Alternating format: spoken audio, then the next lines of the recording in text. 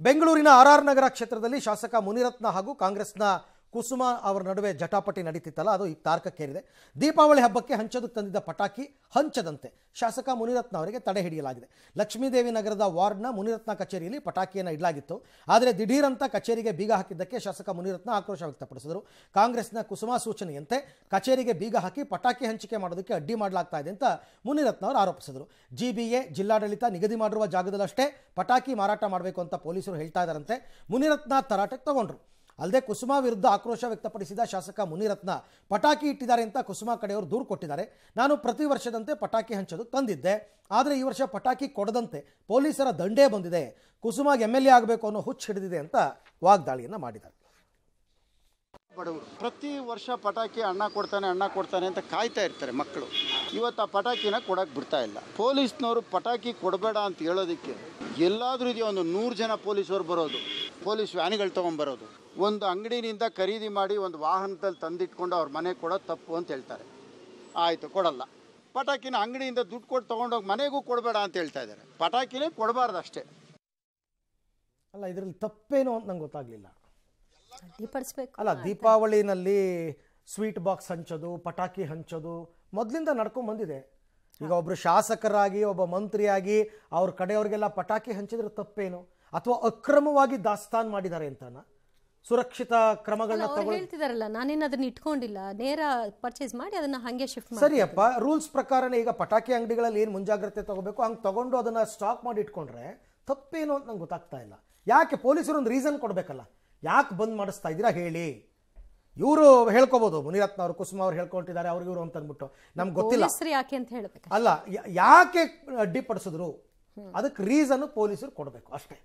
ಇಲ್ಲಾಂದ್ರೆ ಅವ್ರು ಹೇಳ್ದಂಗೆ ಹಂತದಲ್ಲೂ ಅವರು ಕಾಟ ಕೊಡ್ತಿದ್ದಾರೆ ಅಂತಾನೆ ನಾವು ನಂಬ್ಕೋಬೇಕಾಗುತ್ತೆ. ಜೀನಿ ಸ್ಲಿಮ್ ರೆಫರ್ ಮಾಡ್ಬೇಕಾದ್ರೆ ಕಾರಣ ಏನಂದ್ರೆ ವೇಟ್ ಲಾಸ್ ಸಲುವಾಗಿ ನನ್ ಬಾಳ ಜನ ಕೇಳಿದ್ರು. ಫಸ್ಟ್ ನಾನ್ ತಗೊಂಡು ನನಗೆ ರಿಸಲ್ಟ್ ಬಂದ್ಮೇಲೆ ಆಮೇಲೆ ನಾನು ಜೀನಿ ಸ್ಲಿಮ್ ಇನ್ನೊಬ್ಬರಿಗೆ ಪ್ರಿಪೇರ್ ಮಾಡಿದ್. ಸುಸ್ತಾಗೋದು ಕಡಿಮೆ ಆಯ್ತು, ವೀಕ್ನೆಸ್ ಅದು ಏನೂ ಇಲ್ಲ, ಪೂರಾ ಹೆಲ್ದಿ ಅದೇನೆ. ವೇಟ್ ಜಾಸ್ತಿ ಇರೋರಲ್ಲಿ ಏನೇ ಡೌಟ್ ಇಲ್ಲದೆ 100% ಬಳಸಬಹುದು. ಪ್ರತಿದಿನ ನಮ್ಮ ಜೀನಿ ಸ್ಲಿಮ್ ನ ಯೂಸ್ ಮಾಡಿ ಯಾವುದೇ ಸೈಡ್ ಎಫೆಕ್ಟ್ ಇಲ್ದಂಗೆ ನೀವು ಸಣ್ಣ ಆಗ್ತೀರಾ. HAL ನಿರ್ಮಿಸಿರುವ ಸ್ವದೇಶಿ ಯುದ್ಧ ವಿಮಾನ ತೇಜಸ್ MK-1A ಇಂದು ಮೊದಲ ಹಾರಾಟವನ್ನ ನಡೆಸಿದೆ.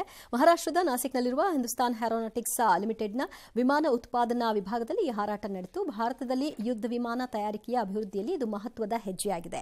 ಈ ಐತಿಹಾಸಿಕ ಕ್ಷಣಕ್ಕೆ ಸಾಕ್ಷಿಯಾಗೋದಕ್ಕೆ ರಾಜನಾಥ್ ಸಿಂಗ್ ಕಾರ್ಯಕ್ರಮದಲ್ಲಿ ಭಾಗಿಯಾಗಿದ್ದರು. ಇದೇ ವೇಳೆ ರಾಜನಾಥ್ ಸಿಂಗ್ ಅವರು LCA MK-1A ಯ 3ನೇ ಉತ್ಪಾದನಾ ಮಾರ್ಗ ಮತ್ತು HTT-40 ವಿಮಾನದ 2ನೇ ಉತ್ಪಾದನಾ ಮಾರ್ಗವನ್ನು ಉದ್ಘಾಟಿಸಿದರು.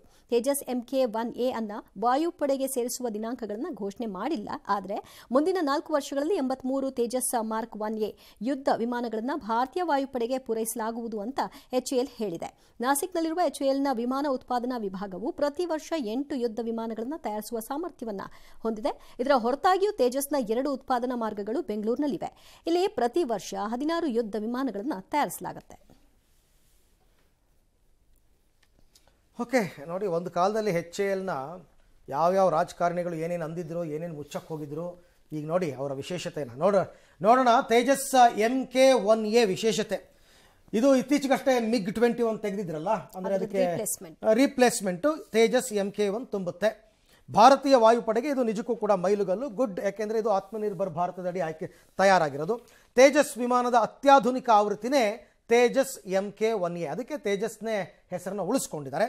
ಒಂದೇ ಎಂಜಿನ್ನಿಂದ ಕೂಡಿರುವ ತೇಜಸ್ MK-1A ಸಿಂಗಲ್ ಎಂಜಿನ್.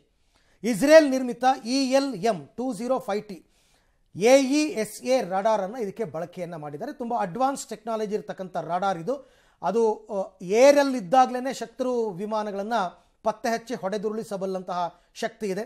ದೂರದ ಗುರಿಗಳನ್ನು ನಿಖರವಾಗಿ ಪತ್ತೆ ಹಚ್ಚುತ್ತೆ. ರಾಡಾರ್ ಜಾಮರ್ಗಳೊಂದಿಗೆ ಸುಧಾರಿತ ಎಲೆಕ್ಟ್ರಾನಿಕ್ ವಾರ್ಫೇರ್ ಸೂಟು ಇದಕ್ಕೆ ಇದೆಯಂತೆ. ಅಂದರೆ ಇದು ನ್ಯೂ ಜನರೇಷನ್. ಇದು ಹಾರಾಟದಲ್ಲಿರುವಾಗಲೇ ಇಂಧನ ತುಂಬಿಸಿಕೊಳ್ಳುವ ಸಾಮರ್ಥ್ಯ ಈ ಹಿಂದೆನೂ ಇತ್ತು. ಅತ್ಯಾಧುನಿಕ ಕ್ಷಿಪಣಿಗಳನ್ನು ಹೊತ್ತೊಯ್ಯುವ ಸಾಮರ್ಥ್ಯ ಇದೆ ಇದಕ್ಕೆ. ಸೂಪರ್ಸಾನಿಕ್ ಸ್ಪೀಡ್ ಗಂಟೆಗೆ 2220 ಕಿಲೋಮೀಟರ್ ವೇಗ. ಸೊ ಇದನ್ನು ಮುಂದಿನ 4 ವರ್ಷದಲ್ಲಿ ಇಂಥ 83 ವಿಮಾನಗಳನ್ನು ಸೇನೆಗೆ ಸೇರ್ಪಡೆ ಮಾಡಿಕೊಳ್ತಕ್ಕಂಥ ಲೆಕ್ಕಾಚಾರವನ್ನು ಭಾರತೀಯ ವಾಯುಸೇನೆ ಇಟ್ಕೊಂಡಿದೆ.